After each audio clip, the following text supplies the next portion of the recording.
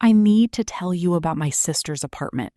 Not because I think you'll believe me, I'm not sure I believe me, but because I need to say it out loud to someone who wasn't there. Maybe if I hear myself say it, it'll finally sound as ridiculous as it should. Her name was Mara. She was 29, an interior designer, the kind of person who color-coded her spice rack and alphabetized her bookshelf by author's last name. She'd moved into a new apartment in the city about 4 months before everything happened. A nice one-bedroom on the 4th floor of an old converted textile building. Exposed brick, tall windows, that particular smell old buildings have, like dust and cedar and something underneath you can't quite name. I remember the first time I visited, she gave me the tour like she was selling me the place. The kitchen, the little reading nook by the window, the closet she'd turned into a mini office. And then, almost as an afterthought, she said, "Oh, and there's a weird thing about this unit." What weird thing?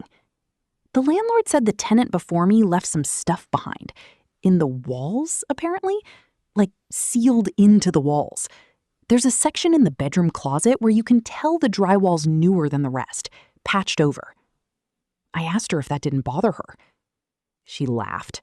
"It's a 100-year-old building, Dana. Every unit here has some story like that. Probably just old pipes or something they didn't want to deal with removing." I didn't think about it again for weeks. The calls started in October. At first they were normal. Mara telling me about work, about a guy she was seeing, about how her upstairs neighbor played the same 3 songs on repeat every night at 11. Always the same 3, in the same order, like a ritual. I told her that was creepy. She said it was just quirky. New Yorkers, well, we're not in New York, but you get what I mean. New city people get used to strange neighbors. Then, near the end of the month, she called at 2 a.m. I almost didn't pick up, but something in me, some old sisterly reflex, made me answer. "Dana." Her voice was flat. Not scared, not upset. Flat, like she was reading a grocery list. "Do you ever feel like someone's counting your breaths?" "What?" "Like there's a rhythm to it. Like someone's keeping time." A pause. I woke up and I could hear it. Counting. Really quiet. Under the floor, I think. Or in the wall. I told her it was probably the pipes, or the upstairs neighbor's stereo bleeding through, or a dozen boring things. She agreed, too quickly, and we talked about something else. And I forgot about it the way you forget most 2 a.m. phone calls. Filed under sister being dramatic. Closed, done. I wish I hadn't closed it. By November, the calls were more frequent and stranger. She told me she'd started sleeping with the closet light on. Not because she was scared of the dark. She said that very deliberately, like she needed me to know she wasn't scared of the dark. But because when the closet was dark, she could hear the patched section of wall better. With the light on, somehow, she couldn't hear it at all. "Hear what, exactly?" I asked her. "Movement," she said. "Not like an animal. Slower than that. Like something adjusting itself, getting comfortable." I told her to call an exterminator. "I did," she said. "He said there's nothing there. No droppings, no scratching sounds he could find, no gaps for anything to get in. He said the walls are solid." Then maybe it's the building settling. Old buildings make noise. "Dana." Her voice cracked on my name, just slightly, just once. "It says my name sometimes." I sat with that for a long moment on the phone.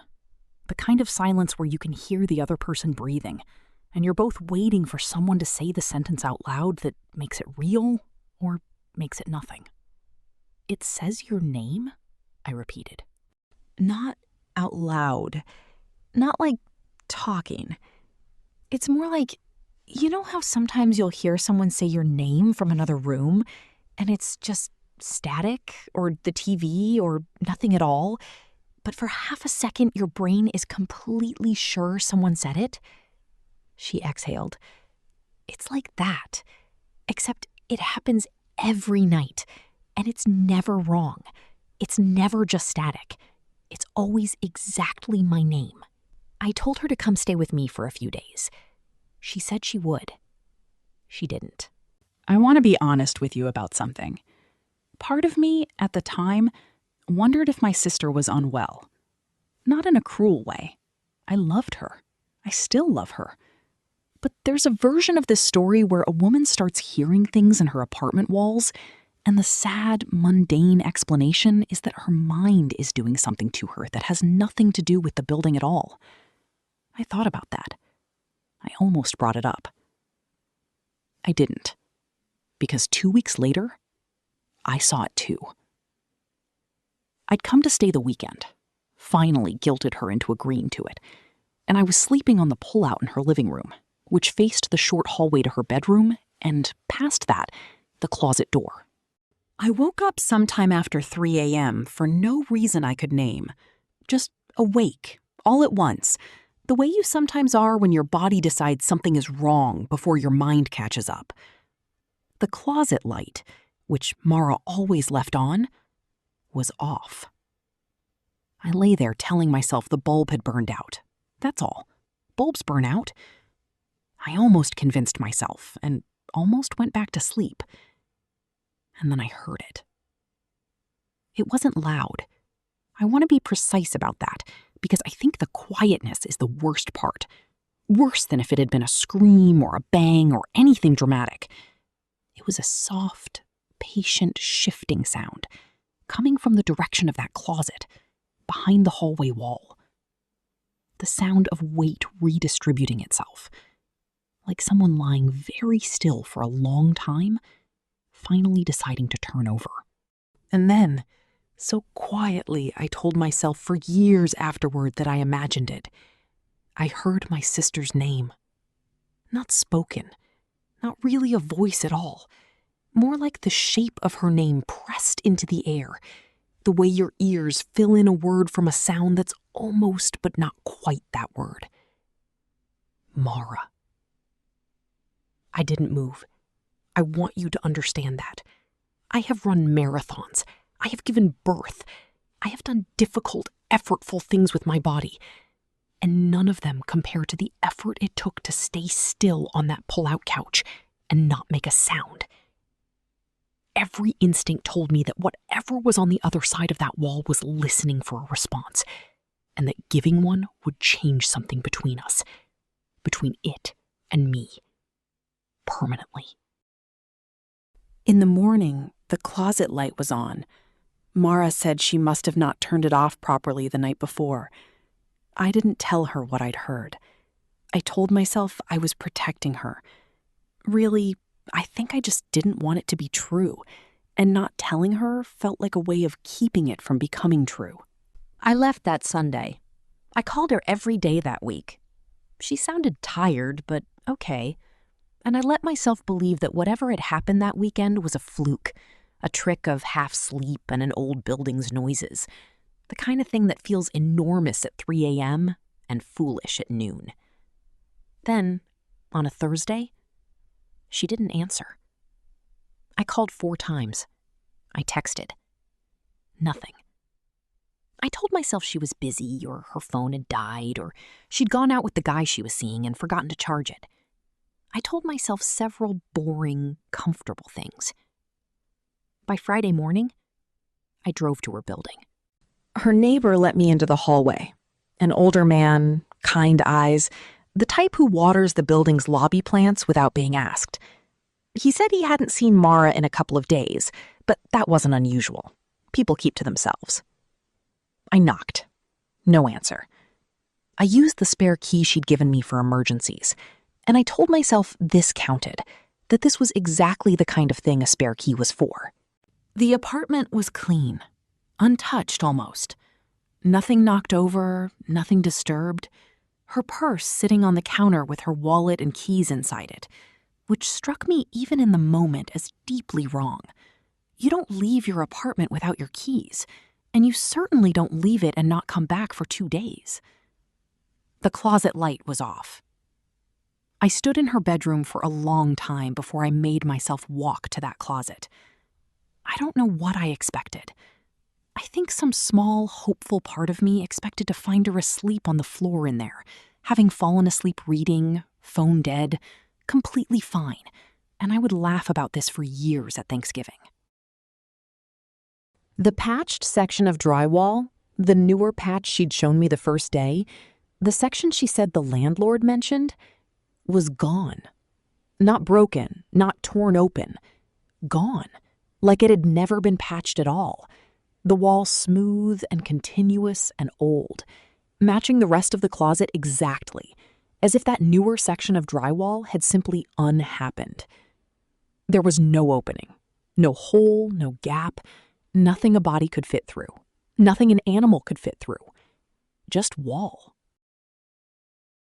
I called the police that day.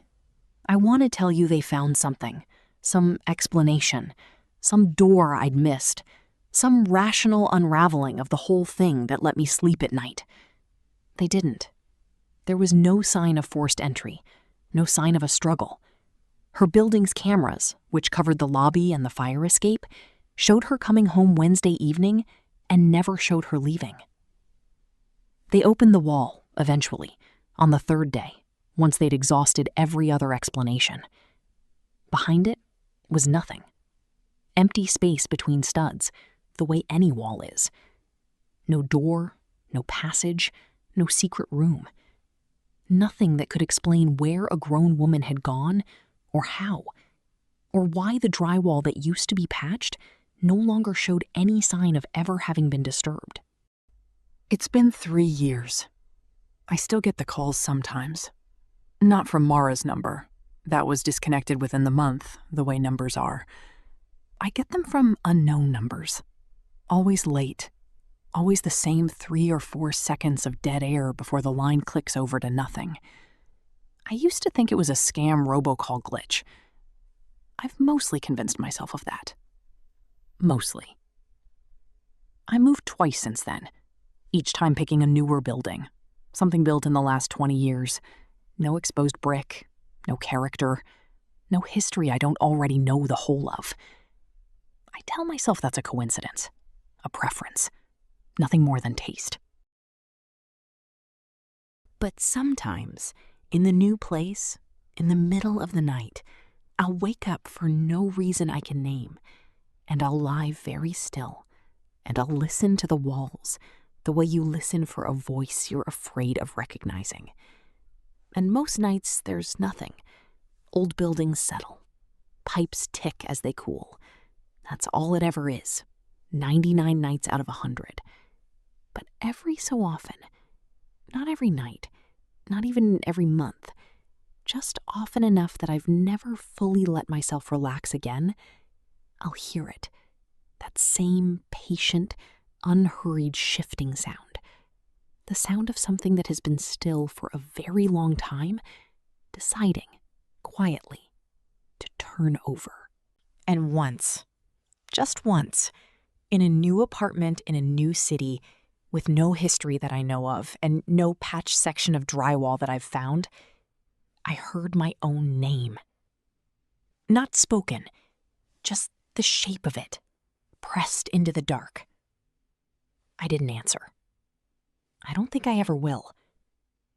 But I think some night it's going to ask again. And I think it's very, very patient. I think it can wait as long as it needs to.